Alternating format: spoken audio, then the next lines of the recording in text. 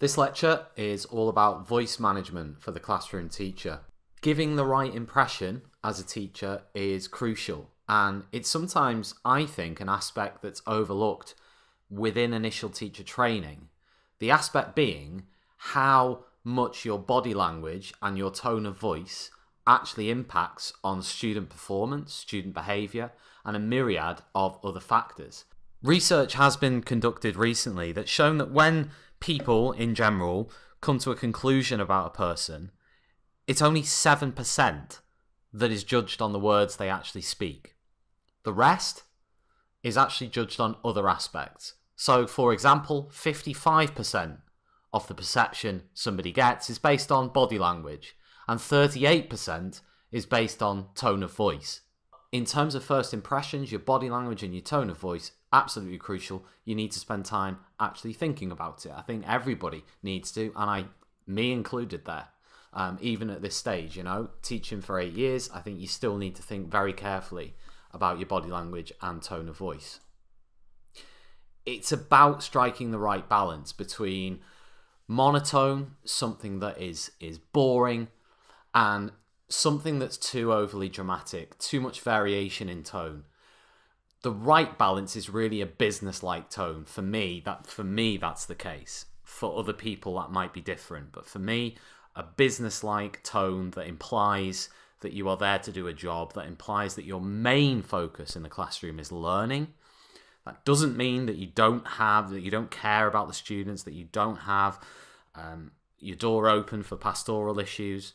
What it means is that your primary focus, once the bell rings, is to ensure that students in the class learn. I saw this talk on TED, and I think this part of the talk really sums up the different aspects, the different components of being able to project your voice in the right way. Take a watch.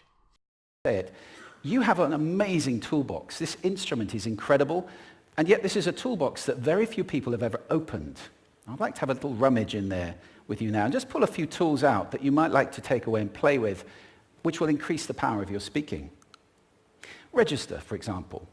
Now, falsetto register may not be very useful most of the time, but there's a register in between. I'm not going to get very technical about this for any of you who are voice coaches. You can locate your voice, however. So if I talk up here in my nose, you can hear the difference. If I go down here in my throat, which is where most of us speak from most of the time, but if you want weight, you need to go down here to the chest. You hear the difference? We vote for politicians with lower voices. It's true, because we associate depth with power and with authority. That's register. And we have timbre. It's the way your voice feels. Again, the research shows that we prefer voices which are rich, smooth, warm, like hot chocolate. Well, if that's not you, that's not the end of the world, because you can train. Go get a voice coach. And there are amazing things you can do with breathing, with posture, and with exercises to improve the timbre of your voice. Then prosody. I love prosody. This is the sing-song, the meta-language that we use in order to impart meaning. It's route one for meaning in conversation. People who speak all on one note are really quite hard to listen to if they don't have any prosody at all. That's where the word monotonic comes from, or monotonous, monotone.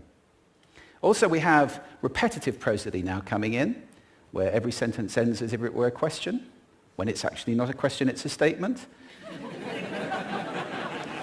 And if you repeat that one over and over, it's actually restricting your ability to communicate through prosody, which I think is a shame. So let's try and break that habit. Pace. I can get very, very excited by saying something really, really quickly, or I can slow right down to emphasize. And at the end of that, of course, is our old friend, silence. There's nothing wrong with a bit of silence in a talk, is there? We don't have to fill it with ums and ahs. It can be very powerful.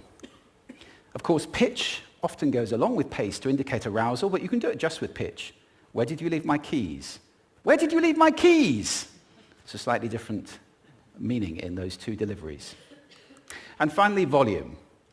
I can get really excited by using volume, sorry about that if I startled anybody, or I can have you really pay attention by getting very quiet. Some people broadcast the whole time. Try not to do that. That's called sodcasting. So, my final message in this presentation is to consider your tone of voice, particularly, but also your body language in how you are perceived by students and how important it is. And really reflect on how you are going to come across to students, or how you have been coming across to students up to this point, and whether you need to make any changes on that or whether things are going well as they are.